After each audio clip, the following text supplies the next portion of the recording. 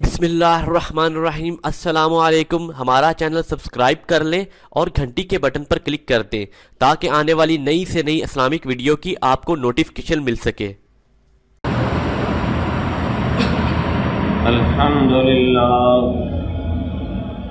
الحمدللہ نحمده ونستعینه ونستغفره ونعوذ باللہ من شرور انفسنا ومن سیئات اعمالنا من يهده اللہ فلا مضل له ومن يضلل فلا هادی له ونشهد ان لا اله الا اللہ وحده لا شريك له ونشهد ان محمدا عبده ورسوله اما بعد فان خير الحديث كتاب الله وخير الهدي هدي محمد صلى الله عليه وسلم وشر الامور محدثاتها وكل محدثة بدعة وكل بدعة ضلالة الضلالة في النار أعوذ بالله السميع العليم من الشيطان الرجيم من همزه ونفخه ونفثه بسم الله الرحمن الرحيم يا أيها الناس اعبدوا ربكم الذي خلقكم والذين من قبلكم لعلكم تتقون۔ حمد و صلات کے بعد میرے محترم بھائیو، اللہ تبارک و تعالی اس آیہ مبارکہ کے اندر ارشاد فرما رہے ہیں، یا ایھا الناس، اے لوگو، اعبدوا ربکم، اپنے رب کی عبادت کرو، وہ رب الذی خلقکم، جس نے تمہیں پیدا کیا اور تم سے پہلے لوگوں کو پیدا کیا، لعلکم تتقون، تاکہ تم متقی بن جاؤ، گناہوں سے بچنے والے بن جاؤ، پرہیزگار بن جاؤ۔ میرے محترم بھائیو، میں ایک سلسلہ جمعے کے اندر شروع کرنے لگا ہوں، حقوق ادا کرنے کا، یعنی اللہ تبارک و تعالی نے جن جن کے حقوق مقرر کیے ہیں ان حقوق کو صحیح طور پہ ادا کرنا۔ بنیادی طور پر حقوق کی دو قسمیں ہیں، ایک ہے حقوق اللہ اور دوسرے ہیں حقوق العباد۔ حقوق اللہ یہ ہے کہ اللہ تبارک و تعالی کی عبادت کی جائے، اس کے ساتھ کسی کو شریک نہ ٹھہرایا جائے، اللہ کے احکام مانے جائیں، جن چیزوں سے اللہ نے روکا ہے ان سے رکا جائے، اللہ کا شکر ادا کیا جائے، عبادات جتنی بھی قسم کی ہیں صرف اللہ کے لیے کی جائے خالصتاً، یہ اللہ کے حقوق ہیں۔ اور ایک یہ ہے بندوں کے حقوق ہے، وہ بھی اللہ نے مقرر کیے ہیں۔ اس میں پھر آ جاتے ہیں سب سے پہلے پیارے پیغمبر حضرت محمد الرسول اللہ صلی اللہ علیہ وسلم کے حقوق، پھر والدین کے حقوق، عزیز و اقارب کے حقوق، رشتہ داروں کے حقوق، غرباء، یتامى، مساکین کے حقوق، مزدوروں کے حقوق، یہ سارے جو ہیں حقوق، ان کی ادائیگی کرنا لازمی اور ضروری ہے۔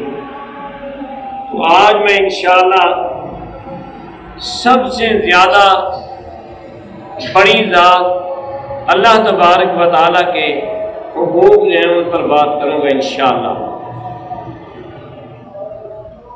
تو پیارے پیغمبر حضرت محمد الرسول اللہ صلی اللہ علیہ وسلم نے ہی وضاحت فرما دی ہے سب سے اللہ کا جو بڑا حق بنتا ہے اس کے بارے میں۔ حضرت معاذ رضی اللہ تعالیٰ عنہ فرماتے ہیں، کنت ردیف النبی صلی اللہ علیہ وسلم، میں نبی صلی اللہ علیہ وسلم کے پیچھے سوار تھا، اور میرے اور آپ صلی اللہ علیہ وسلم کے درمیان آخرۃ الرحل کچاوے کی ایک لکڑی جو ہے اس کے سوا اور کوئی نہیں تھا۔ یہ حدیث بیان کرنے کا ایک انداز ہے، یعنی نبی صلی اللہ علیہ وسلم سے میں نے براہ راست یہ حدیث سنی ہے، میرے درمیان کوئی خراب ہی نہیں تھا، کوئی جو ہے وہ جگہ نہیں تھی، صرف ایک آخرۃ الرحل کچاوے کی لکڑی جو ہے وہ موجود تھی، یعنی میں بالکل نبی صلی اللہ علیہ وسلم کے ساتھ سوار تھا۔ تو پیارے پیغمبر حضرت محمد رسول اللہ صلی اللہ علیہ وسلم ارشاد فرمایا، یا معاذ، میں نے کہا لبیک و سعدیک، اے اللہ کے رسول صلی اللہ علیہ وسلم میں حاضر ہوں، میں خوش بخت ہوں کہ آپ نے مجھے آواز دی ہے۔ پھر آپ صلی اللہ علیہ وسلم تھوڑی سی دیر خاموش ہو گئے، اور پھر اس کے بعد یہی کہا یا معاذ، میں نے پھر کہا لبیک و سعدیک۔ پھر آپ صلی اللہ علیہ وسلم نے ارشاد فرمایا، ما حق اللہ علی العباد، اے معاذ جانتے ہو کہ اللہ کا حق بندوں پر کیا ہے؟ بات میں چلا رہا تھا نا کہ اللہ کا حق جو ہے، ما حق اللہ علی العباد، اللہ کا بندوں پر کیا حق ہے؟ تو میں نے کہا اللہ و رسولہ عالم، اللہ اور اس کے رسول ہی خوب جاننے والے۔ کیونکہ یہ بھی آداب ہے، اگر آپ کو کوئی چیز کوئی مسئلہ پوچھا جاتا ہے اور آپ کو پتہ نہیں ہے، یہ شرح صدر نہیں ہے، تو آپ یہی کہیں کہ اللہ و رسول عالم، اللہ اور اس کے رسول زیادہ جانتے۔ میں اس کی تفصیل نہیں بیان کرتا۔ حضرت موسیٰ علیہ السلام سے کسی بندے نے سوال کیا تو ان سے یہ غلطی ہو گئی، پیغمبر ہے، غلطی ہو جاتی ہے، لیکن پیغمبروں کی غلطی رہتی نہیں، اللہ اسی وقت اصلاح کر دیتے۔ تو انہوں نے یہ کہا انا عالم، پوچھنے والے نے کہ سب سے زیادہ بڑا اس وقت علم والا کون ہے؟ تو موسیٰ علیہ السلام نے کہا میں۔ تو فعاتبہ اللہ، اللہ نے اس کو ڈانٹ پلائی، اور پھر جو ہے وہ سفر جو خضر علیہ السلام کے ساتھ ہوا۔ ہمارا مقصد یہ ہے کہ اللہ تبارک و تعالیٰ نے پیغمبر کی بھی اصلاح کرنے کے لیے کہا کہ تو نے علم کی نسبت ویسے میری طرف اٹھانا تھی، اللہ و رسول عالم۔ تو یہاں جو ہے صحابی رسول معاذ بن جبل یہ لفظ کہتے ہیں کہ اللہ خوب جانتے ہیں یا اس کے پیغمبر جانتے ہیں وحی کے ذریعے۔ تو پھر پیارے پیغمبر صلی اللہ علیہ وسلم تھوڑی دیر خاموش ہوئے، اور پھر فرمایا حق اللہ علی العباد ان یعبدوہ ولا یشرکوا بہ شیئا، اللہ کا یہ حق بنتا ہے بندوں پر ان یعبدوہ کہ صرف اسی کی عبادت کرے، ولا یشرکوا بہ شیئا اور اس کے ساتھ کسی کو شریک نہ ٹھہرائے۔ یہ اللہ کا حق بنتا ہے، اللہ کی عبادت کرنا ہے خالصتاً، کسی کو شریک نہیں کرنا۔ الا للہ الدین الخالص، خبردار اللہ کو تو خالص دین چاہیے، یہ اللہ تبارک و تعالیٰ نے ہمیں خبردار کیا ہے۔ والذین اتخذوا من دونہ اولیاء ما نعبدهم الا لیقربونا الی اللہ زلفیٰ، اور وہ لوگ جو اللہ کے سوا غیروں کو اپنے دوست بناتے پھرتے ہیں، شریک بناتے ہیں، اور ساتھ یہ کہتے ہیں ما نعبدهم، ہم ان کی عبادت نہیں کرتے الا لیقربونا الی اللہ زلفیٰ، مگر اس لیے کہ یہ اللہ کے ہمیں قریب کر دیں، اس لیے ہم ان کو مشکل کشا سمجھتے ہیں، حاجت روا سمجھتے ہیں، ان کو پکارتے ہیں کہ یہ اللہ کے ہمیں قریب کر دیتے ہیں۔ اصل حقیقی جو ہے مالک خالق جو ہے وہ اللہ تبارک و تعالیٰ ہی، لیکن اللہ تبارک و تعالیٰ نے اس سے پہلے ہی خبردار کیا ہے الا للہ الدین الخالص، نہیں، صرف اللہ کو خالص دین چاہیے۔ دعا بھی التجا بھی کرنے فضل اللہ مخلصین لہ الدین، اللہ کو پکارو اسی کے لیے دین کو خالص کرتے ہو۔ تو اس لیے یہاں معاذ رضی اللہ تعالیٰ اس انداز سے نبی صلی اللہ علیہ وسلم نے فرمایا کہ یہ اللہ کا حق بنتا ہے کہ صرف اسی کی عبادت کریں لوگ، اور اس کے ساتھ کسی کو شریک نہ ٹھہرائیں۔ اور کہا پھر پتہ ہے کہ بندوں کا حق اللہ پر کیا بنتا ہے؟ آپ صلی اللہ علیہ وسلم نے اس کا جواب ارشاد یوں فرمایا، حق العباد علی اللہ اللہ یعذب من لا یشرک بہ شیئا۔ پھر بندوں کا یہ حق بن جاتا ہے اللہ پر کہ اللہ تبارک و تعالی اس کو عذاب نہ دیں جو اللہ کے ساتھ شرک نہ کرے۔ یہ بندوں کا حق بن جاتا ہے اللہ پر۔ اللہ اکبر۔ ایک حدیث میں آتا ہے، حضرت معاذ کہتے ہیں اللہ کے رسول صلی اللہ علیہ وسلم فلا ابشر الناس، کیا میں لوگوں کو اس بات کی خوشخبری نہ دے دوں کہ جو بندہ شرک نہیں کرے گا نا اللہ اس کو عذاب ہی نہیں دے گا؟ نبی صلی اللہ علیہ وسلم نے فرمایا نہیں، فیتقوا، لوگ بھروسہ کر کے بیٹھ جائیں۔ اس کا مطلب یہ ہوا کہ بعض ایسی چیزیں ہوتی ہیں جو نبی صلی اللہ علیہ وسلم خواص کو بتا دیتے تھے اور خواص کو آگے بتانے سے منع بھی کر دیتے تھے۔ تو بات کرنے کا مقصد یہ ہے کہ اللہ کا سب سے بڑا حق یہی بنتا ہے کہ اللہ تبارک و تعالیٰ کی عبادت کی جائے، اخلاص کے ساتھ شرک نہ کیا جائے۔ اور پھر ایک دوسرا حق یہ بنتا ہے کہ جب اللہ کی عبادت کرنا ہے اللہ کے ساتھ محبت بھی شدید ہونی چاہیے۔ کیوں؟ اللہ خود فرماتے ہیں والذین آمنوا اشد حبا للہ، ایمان والے جو ہیں وہ اللہ سے محبت کرنے میں بہت ہی زیادہ سخت ہیں، شدید محبت کرنے والے۔ اور اللہ کے ساتھ محبت کا یہ تقاضا ہوگا کہ اگر ہم محبت کریں گے پھر تنگی میں، تکلیف میں، پریشانی میں، ہر حال میں اللہ کو پکاریں گے، اللہ کی عبادت کریں گے، اللہ کے احکام مانیں گے، اللہ نے جن چیزوں سے باز رہنے کا حکم دیا ان سے باز رہیں گے۔ یہ محبت کی علامت ہوگی۔ تو اس لیے اللہ کا یہ بھی حق بنتا ہے کہ اللہ کے ساتھ شدید محبت کی جائے۔ میرے محترم بھائیوں، بندہ دعویٰ تو کرتا ہے نا، جب ہم یہ بات کرتے ہیں تو کہ ہاں جی اللہ سے تو ہر کسی کو محبت ہے۔ بھائی اللہ سے محبت ہے تو پھر اس کا لازمی نتیجہ یہ ہے کہ اللہ کی اطاعت بھی کی جائے گی۔ قل اطیعوا اللہ واطیعوا الرسول فإن تولوا فإن اللہ لا يحب الکافرین۔ کہہ دیجیے پیغمبر صلی اللہ علیہ وسلم، اطیعوا اللہ واطیعوا الرسول، اللہ کا حکم مانو اور رسول کا حکم مانو۔ فإن تولوا، اگر وہ منہ پھیر دیں، کس سے منہ پھیر دیں؟ اطاعت سے، اللہ کی اطاعت سے منہ پھیر جائیں، رسول صلی اللہ علیہ وسلم کی اطاعت سے منہ پھیر جائیں۔ اللہ فرماتے ہیں فإن اللہ لا يحب الکافرین، اللہ کافروں سے پھر دوستی نہیں کرتا، اللہ کافروں کو پسند نہیں کرتا۔ اللہ بھی ان سے محبت کرتا ہے جو اللہ اور اس کے رسول کی اطاعت میں لگے رہتے ہیں۔ جو اللہ اور اس کے رسول کی اطاعت نہیں کرتے اللہ ان سے محبت نہیں کرتا، بلکہ یہاں خطاب تو ہے ایمان والوں کو، لیکن کہا جا رہا ہے کہ اطاعت نہیں کرو گے تو اللہ کافروں سے محبت نہیں۔ کیا مطلب؟ کلی طور پہ اطاعت نہیں کرو گے اللہ اور اس کے رسول کی تو سمجھ لو کہ کافر ہو۔ یہ بہت سخت بات ہے۔ اللہ تبارک و تعالیٰ نے خود ارشاد فرمائی ہے فإن تولوا فإن اللہ لا يحب الکافرین۔ یا ایھا الذین آمنوا اطیعوا اللہ واطیعوا الرسول ولا تبطلوا اعمالکم، اطاعت کرو اللہ کی اور اس کے رسول کی، ولا تبطلوا اعمالکم، اپنے اعمال کو ضائع نہ کرو۔ اللہ اور اس کے رسول کی اطاعت کے بغیر کر بھی رہے ہو نا کام، تو جی میں نیکی کا کام تو کر رہا ہوں، نہیں، وہ نیکی نہیں ہوگی۔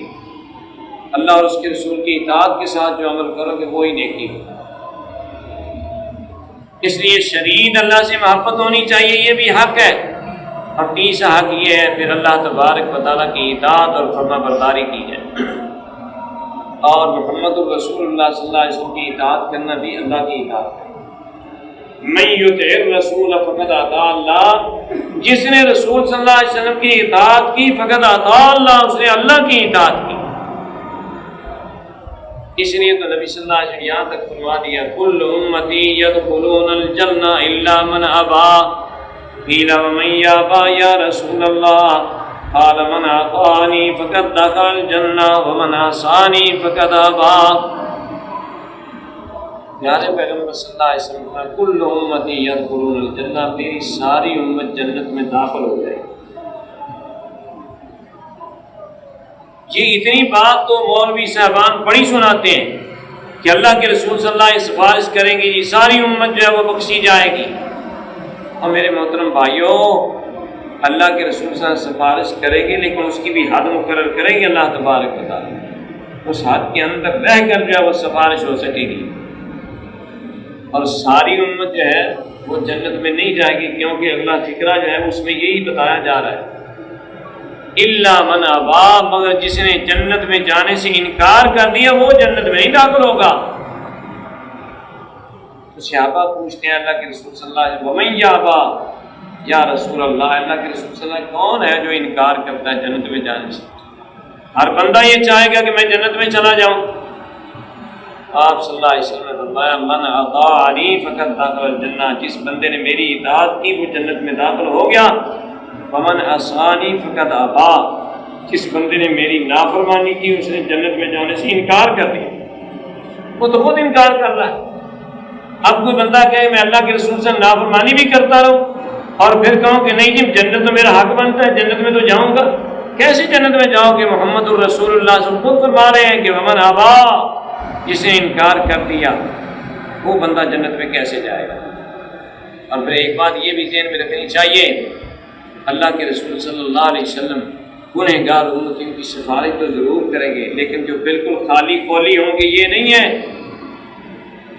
عمل کچھ بھی نہیں ہے، شرک کیا ہوا ہے، بدعات کی بھرمار ہے، اور پھر بھی وہ کہے کہ نہیں، ایسے لوگوں کی تو نبی صلی اللہ علیہ وسلم اللہ کے یہاں شکایت کریں گے۔ سورہ فرقان میں اللہ تبارک و تعالیٰ فرماتے ہیں وقال الرسول یا ربی ان قوم اتخذوا هذا القرآن مہجورا، پیغمبر خدا کہیں گے یا اللہ ان قومی، بے شک میری قوم نے، میری امت نے، اتخذوا هذا القرآن مہجورا، اس قرآن کو چھوڑ دیا تھا، اس پر عمل کرنا چھوڑ دیا تھا، اس کو سمجھ کر نہیں پڑھتے تھے، نہیں عمل کرتے تھے۔ تو بتاؤ جب اللہ کے ہاں محمد الرسول اللہ صلی اللہ علیہ وسلم شکایت لگا رہے ہوں گے تو پھر سفارش کرنے والا کون ہوگا؟ اس لیے میرے محترم بھائیوں، اللہ کا یہ حق بنتا ہے کہ اللہ کی بھی اطاعت کی جائے، محمد الرسول اللہ صلی اللہ علیہ وسلم کی بھی اطاعت کی جائے۔ اللہ اکبر۔ اور ان میں سے جو سب سے پہلا حق میں نے آپ کے سامنے رکھا ہے عبادت کا، اور اس پر ہی انشاءاللہ بقیہ جو ہے وہ حصہ ہم بیان کرتے ہیں کہ عبادت یہ کیا چیز ہے۔ عبدیت جو ہے کہتے ہیں کہ سراپا غلام بن جائے، جو بھی حکم ہے فوراً ماننا ہے، جس چیز سے روکا ہے فوراً رکنا ہے، یہ عبدیت ہے۔ اور عبد غلام کو بھی کہا جاتا تھا اس کو، لیکن پیارے پیغمبر صلی اللہ علیہ وسلم نے فرمایا جب سے اللہ تبارک و تعالیٰ نے شریعت نازل کر دی ہے نا، آپ کوئی اپنے غلام کو عبد نہ کہے، اپنے غلام کو فتاتن کہہ سکتے ہو اور اپنے غلام کو غلام کہہ سکتے ہو، اپنے غلام کو عبد نہیں کہنا۔ لا تقولوا عبدی، یہ نہ کہو یہ میرا عبد ہے، ولکن قولوا فتائی، لیکن یہ کہہ سکتے ہو کہ یہ میرا نوجوان ہے، میرا غلام۔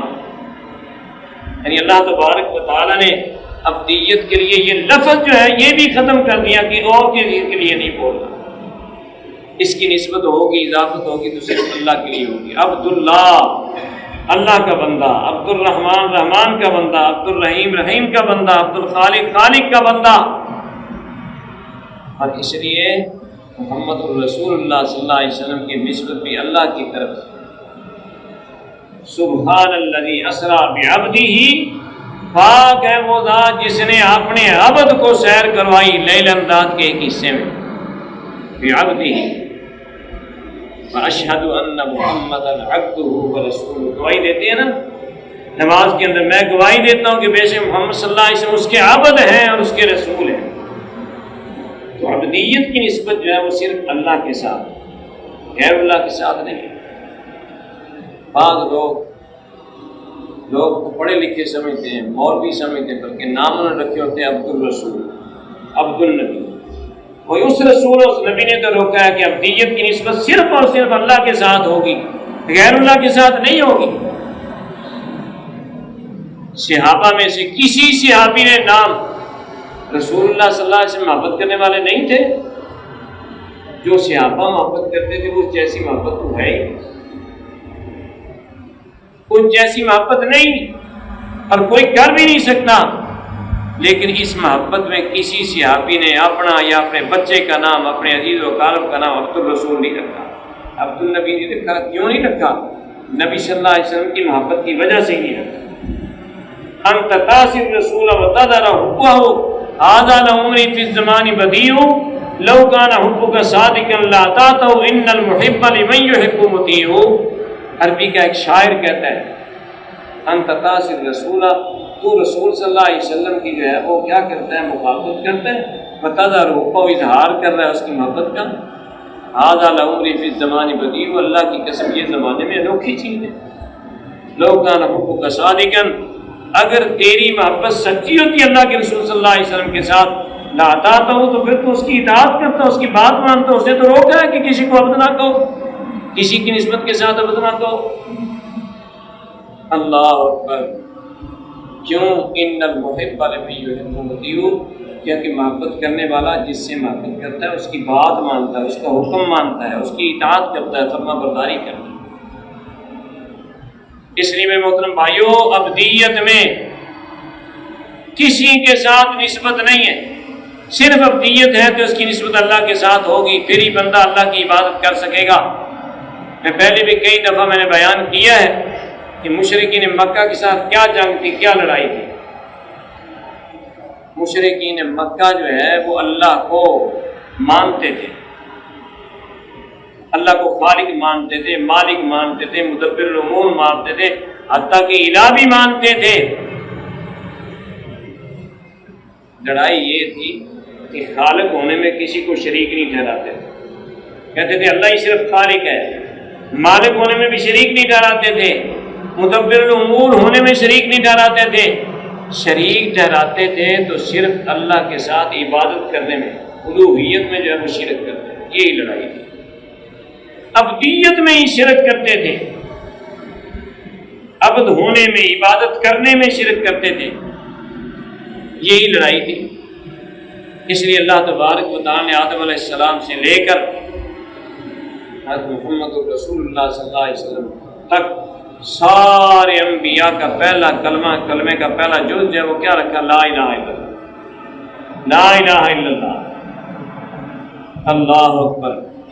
ہر پیغمبر کا وَمَا أَرْسَلْنَا مِن قَبْلِكَ مِن رَّسُولٍ إِلَّا نُوحِي إِلَيْهِ أَنَّهُ لَا إِلَٰهَ إِلَّا أَنَا فَاعْبُدُونِ.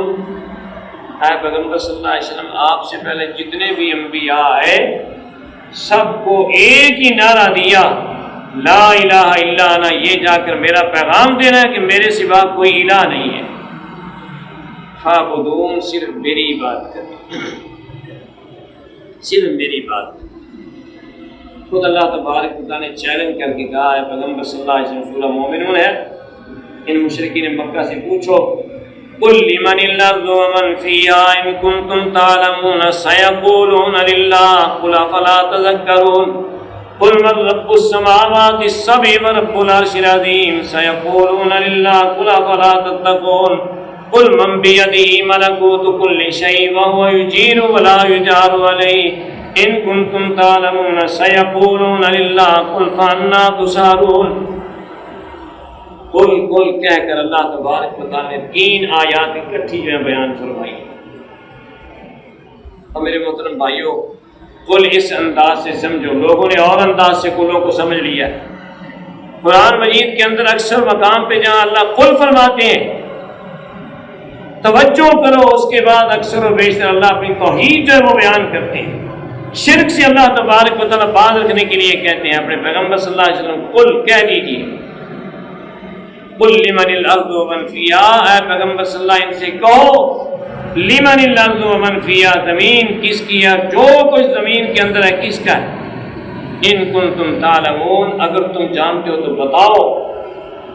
سیقولون للہ، اللہ فرماتے ہیں ان کی زبان سے یہی لفظ نکلے گا کہ زمین بھی اللہ کی ہے اور جو کچھ زمین میں وہ سب اللہ کا ہے۔ یہ مشرکین مکہ کی زبان سے نکلے گا، اللہ فرماتے ہیں۔ اللہ قل من رب السماوات السبع ورب العرش العظیم سیقولون للہ قل افلا تذکرون، ان سے پوچھو ذرا کون ہے ساتوں آسمانوں کا رب، کون ہے زمین کا رب، اور کون ہے جو آسمان میں چیزیں ہیں۔ سیقولون للہ، ان قریب کہہ دیں گے یہ سب کچھ اللہ کا ہے۔ پھر تو افلا تتقون، پھر تم بچتے کیوں نہیں ہو، ڈرتے کیوں نہیں ہو، پرہیزگاری کیوں نہیں اختیار کرتے؟ اب کیوں نہیں صرف ایک اللہ کو الہ مانتے؟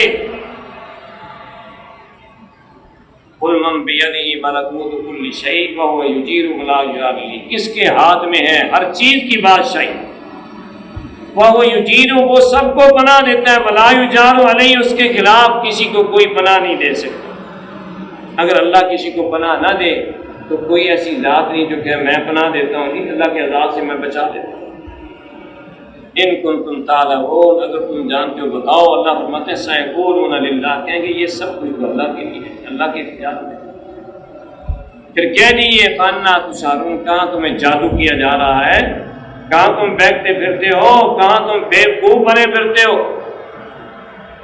اللہ اکبر، ایسی فرمایا قل من یرزقکم من السماء والارض امن یملک السمع والابصار ومن یخرج الحی من المیت ویخرج المیت من الحی ومن یدبر الامر فسیقولون اللہ۔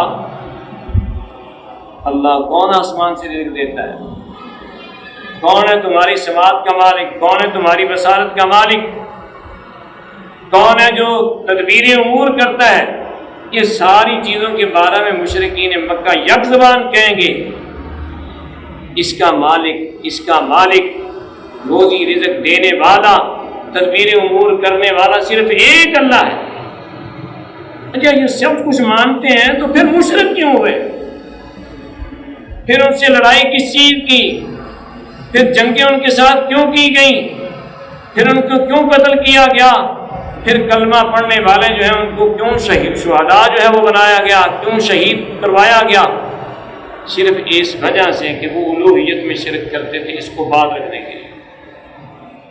صرف ایک اللہ کا کلمہ لا الہ الا اللہ کو بلند کرنے کے لیے۔ یہ ہے الوہیت میرے محترم بھائیوں، اور یہی اللہ کا سب سے بڑا حق ہے۔ اس کے ساتھ شراکت اللہ کو ہرگز پسند نہیں ہے۔ اس لیے فرمایا انہ من یشرک باللہ فقد حرم اللہ علیہ الجنہ ومأواہ النار۔ عیسیٰ علیہ السلام نے اپنے سارے لوگوں کو یہ تنبیہ کر دی، سن لو جو بندہ اللہ کے ساتھ شرک کرے گا، چاہے میرا کلمہ پڑھے، میری اطاعت کرے اور یہ دم بھرے کہ ہم اللہ کے فرما بردار ہیں، اطاعت کرنے والے ہیں، انہ من یشرک باللہ فقد حرم اللہ علیہ الجنہ، جس بندے نے شرک کیا اللہ نے جنت حرام کر دی۔ بس قصہ ختم۔ ومأواہ النار، اس کا ٹھکانہ جنت نہیں، اس کا ٹھکانہ جہنم ہے۔ ان اللہ لا یغفر ان یشرک بہ ویغفر ما دون ذلک لمن یشاء۔ ان اللہ، بے شک اللہ تبارک و تعالی، لا یغفر، نہیں معاف کرے گا، ان یشرک بہ، اس کے ساتھ شرک کیا جائے، ویغفر ما دون ذلک لمن یشاء، اور اس سے کم تر جتنے بھی گناہ ہوں گے اللہ تبارک و تعالی جس کو چاہیں گے معاف فرما، جس کو چاہیں گے، یہ اللہ کی مرضی ہے۔ چھوٹ ہی دی کہ باقی سارے آپ کو معاف ہیں، لیکن یہ ضرور ہے اللہ چاہے تو سارے گناہ شرک کے علاوہ جتنے بھی ہیں معاف فرما دیں۔ ومن یشرک باللہ فقد افترا اسما عظیما، جس بندے نے اللہ کے ساتھ شرک کیا اس نے بہت بڑا گناہ گھڑ لیا ہے۔ دوسرے مقام پہ فرمایا فقد ضل ضلالا بعیدا، وہ بہت دور کی گمراہی میں چلا گیا۔ ایک یہ ہے نا کہ راستہ اس سے تھوڑا سا ہٹا پھر آ گیا، ضلال بعید یہ ہے کہ راستے سے اتنا دور ہو گیا دوبارہ آنا ہی مشکل ہو گیا اس کو۔ یہ ہے فقط ضل ضلالا بعیدا۔ میرے محترم بھائیو، اللہ تبارک و تعالیٰ کو یہ بات ہرگز پسند نہیں۔ دوسرے مقام پہ اسی مضمون کی آیات وہ بھی میں آپ کے سامنے رکھتا ہوں۔ 20واں پارہ سورہ نمل، اللہ فرماتے ہیں امن خلق السماوات والارض فأنزل لكم من السماء ماء فأنبتنا به حدائق ذات بهجة ما كان لكم أن تنبتوا شجرها أإله مع الله بل هم قوم يعدلون. آپ ان آیات میں بار بار اللہ الہ مع اللہ پوچھیں گے. اللہ یہ نہیں پوچھیں گے خالق کوئی اور ہے، مالک کوئی اور ہے، کیونکہ وہ سب مانتے تھے الوہیت میں جو شرک تھا. اس سے باز رہنے کے لیے اللہ فرماتے ہیں ان سے پوچھو بھلا کسی نے پیدا کیا آسمانوں کو اور زمین کو؟ کسی نے تمہارے لیے آسمان سے پانی نازل کیا، پھر اس پانی کے ذریعے بہترین پر رونق باغات پیدا کر دیے. ما کان لکم ان تنبتوا شجرہا، تمہارے لیے کوئی ایسا نہیں ہے اور جو اس کو کوئی اگائے. تم اس کو نہیں اگا سکتے، جو اللہ نے کام کیا اور کوئی کر نہیں سکتا. الہ مع اللہ، کہ اللہ کے ساتھ اور کوئی الہ ہے، معبود ہے. بل ہم قوم یعدلون، بلکہ یہ قوم جو اللہ کے ساتھ جو ہے وہ شرک کرتی ہے. عدل کا معنی ہوتا ہے برابری کرنا. یہاں یعدلون کا معنی کیا ہے کہ اللہ کے ساتھ برابری کرتے ہو، لوگوں کو اللہ کے ساتھ، مخلوق کو اللہ کے برابر ٹھہراتے ہو. بل ہم قوم یعدلون، اللہ کے ساتھ برابری کرنا کیا ہے؟ بلکہ قوم شرک کرتے ہو. امن جعل الارض قرارا وجعل خلالها انہارا وجعل لها رواسي وجعل بين البحرين حاجزا أإله مع الله بل أكثرهم لا يعلمون. بھلا یہ تو بتاؤ زمین کس نے بنائی ہے؟ قرارن، اس کو قرار. زمین ٹھہری ہوئی ہے، ہم اس کے اوپر پرسکون رہ رہے ہیں، چل رہے ہیں، گاڑیاں چلا رہے ہیں، مکان بنا رہے ہیں، بلڈنگیں بنا رہے ہیں. اللہ تبارک و تعالیٰ کے حکم سے اس نے قرار پکڑا ہوا. اور کوئی ایسی ذات نہیں جو زمین کو قرار دے سکے. اس لیے تو یہ ہے کہ بسوں کا زلزلہ آتا ہے انسان کی بس سے ہی باہر ہے. اتنی سائنسی ترقی ہونے کے باوجود کہتے ہیں جی اچانک زلزلہ آیا ہے جی، اور اتنی جو ہے وہ ہلاکتیں ہو گئیں اور اتنی بربادی ہو گئی. اور اللہ تبارک و تعالیٰ صرف یہی نہیں فرماتے ہیں اذا زلزلت الارض زلزالها واخرجت الارض اثقالها وقال الانسان ما لها يومئذ تحدث اخبارها. جب وہ سخت زلزلہ آ جائے گا، ان زلزلۃ الساعۃ شیء عظیم، قیامت کا زلزلہ بہت بڑی چیز ہے. اللہ بچائے. اللہ تبارک و تعالیٰ ہمارے اعمال اچھے ہوئے تو انشاءاللہ اس زلزلے میں بھی ہمیں اللہ تبارک و تعالیٰ محفوظ رکھے. تو فرمایا بہت بڑا ہے.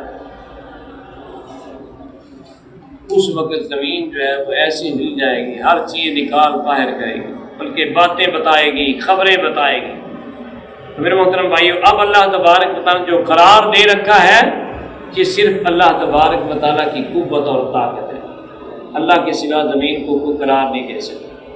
تو یہی اللہ تبارک و تعالیٰ فرما رہے ہیں. اس میں پہاڑ اللہ نے ٹکائے ہیں اور دو سمندروں کے درمیان اللہ تبارک و تعالیٰ نے خفیف پردہ رکھا ہے. مرج البحرین یلتقیان بینہما برزخ لا یبغیان. کھاری ہے، میٹھا ہے، پانی کی رنگت کا بھی فرق ہے. فرمایا درمیان میں اللہ تبارک و تعالیٰ نے ایسا پردہ رکھا ہے لا یبغیان، ایک دوسرے میں بغاوت نہیں کرتے.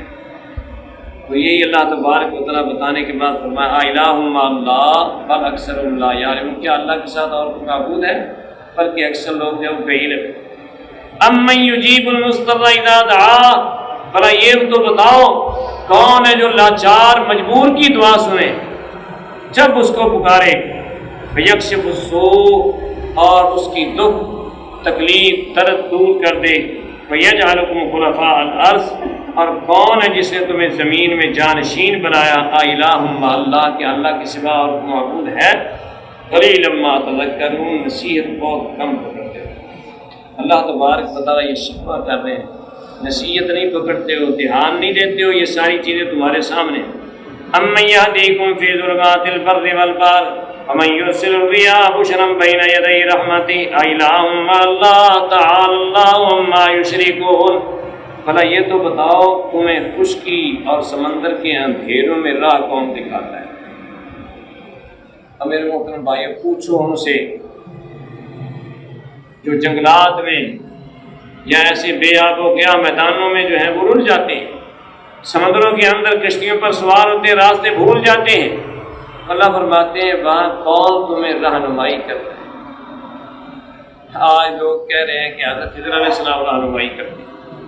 اللہ فرماتے ہیں بتاؤ اللہ کے سوا کوئی ہے تو تمہیں راہ دکھائے؟ یہ بات ضمناً بات آ گئی، یہ گندا عقیدہ ہے کہ حضرت خضر علیہ السلام آج تک بھی زندہ ہیں اور بھولے بھٹکوں کو راہ دکھاتے ہیں۔ یہ بات بالکل جھوٹی ہے، من گھڑت ہے۔ جو بھی انسان اس دنیا میں آیا ہے وہ دنیا سے چلا گیا۔ کہتے ہیں جی آب حیات انہوں نے پی لیا، دنیا کے اندر آب حیات ہے ہی نہیں۔ حدیث میں آتا ہے کہ ہاں جہنم سے جو لوگ جل کر نکلیں گے نا، جن کی سزا پوری ہو جائے گی، اللہ ان کو نہر حیات میں پھینکیں گے، وہاں وہ نہر حیات ہے، وہاں آب حیات ہے۔ یا دنیا کے اندر آب حیات کوئی نہیں ایسا۔ اور پھر پیارے پیغمبر صلی اللہ علیہ وسلم نے یہ بھی فرمایا تھا، آج میرا یہ جو مقام ہے جہاں میں کھڑا ہوں، نبی صلی اللہ علیہ وسلم خطبہ دیتے ہوئے ارشاد فرمایا تھا، آج دنیا کے اندر کوئی بھی اگر زندہ انسان ہے 100 سال بعد نہیں ہوگا۔ یہ نبی صلی اللہ علیہ وسلم ارشاد فرمایا تھا۔ اس وقت بھی کوئی پیدا ہوا تھا تو 100 سال تک نبی صلی اللہ علیہ وسلم تشین کوئی تھی کہ کوئی نہیں ہوگا، 100 سال تک اس وقت کے لوگ سب مر جائیں گے۔ حضرت خضر علیہ السلام تھے بھی، اگر دعویٰ ہے تو پھر بھی وہ فوت ہو گئے۔ وہ اللہ کے بندے تھے، اللہ کے پیغمبر تھے، اگرچہ اختلاف ہے، بعض لوگ کہتے ہیں، لیکن اللہ کے پیغمبر تھے۔ لیکن یہ بات جو ہے وہ غلط ہے کہ بھولے بھٹکوں کو وہ راہ دکھاتے ہیں۔ اللہ فرماتے ہیں بتاؤ کون دکھاتا ہے؟ الہ مع اللہ، کہ اللہ کے ساتھ اور کوئی ہے؟ اللہ خود نفی کر رہے ہیں، اللہ کے ساتھ اور کوئی ایسی ذات نہیں ہے۔ تعالی اللہ عما یشرکون، اللہ بہت بلند ہے اس چیز سے جو وہ شرک کرتے ہیں۔ امن یبدأ الخلق ثم یعیدہ ومن یرزقکم من السماء والارض الہ مع اللہ قل ہاتوا برہانکم ان کنتم صادقین۔ بھلا یہ تو بتاؤ ابتداءً مخلوق کس نے پیدا کی ہے، پھر لٹائے گا کون؟ ومن یرزقکم من السماء والارض، آسمان و زمین سے تمہیں رزق کون دیتا ہے؟ کیا اللہ کے ساتھ کوئی اور معبود ہے؟ یہ اس کو کہتے ہیں استفہام انکاری ہے، نہیں ہے۔ الہ مع اللہ قل ہاتوا برہانکم ان کنتم صادقین، کہہ دو اگر کوئی تمہارے ذہن میں ہے تو لاؤ دلیل اگر تم سچے ہو۔ اللہ اکبر۔ میرے محترم بھائیوں، آگے اللہ تبارک و تعالیٰ نے قل کہہ کر مزید جو ہے نفی کر دی، قل لا یعلم من فی السماوات والارض الغیب الا اللہ وما یشعرون ایان یبعثون۔ کہہ دیجیے زمین و آسمان میں کوئی بھی غیب ہی نہیں جانتا۔ اللہ کی صرف ایک غیب جاننا ہے اور وہ بہت بڑی صفت ہے، لیکن فرمایا کہ اللہ کے سوا کوئی بھی نہ زمین میں غیب جانتا ہے نہ آسمان میں غیب جانتا ہے۔ ایک اللہ وحدہ لا شریک ہے، جس کے بعد جو چیز بھی ہم سے غیب ہے وہ اللہ کے مشاہدے میں ہے، اللہ اس کو جانتے ہیں۔ اللہ اکبر۔ وما یشعرون ایان یبعثون، فرمایا جن کو یہ غیب دان سمجھتے ہیں ان کو تو خود پتہ نہیں کہ کب قیامت قائم ہوگی، کب اٹھائے جائیں گے۔ میرے محترم بھائیوں، اللہ سے دعا ہے اللہ تبارک و تعالیٰ ہم سب کو صحیح معنوں میں کباہ کو اللہ تبارک و تعالیٰ کا حق ادا کرنے کی توفیق عطا فرمائے، اور انشاءاللہ امید ہے اگلے جمعے محمد الرسول اللہ صلی اللہ علیہ وسلم کے حضور پر بات ہوگی۔ آمین۔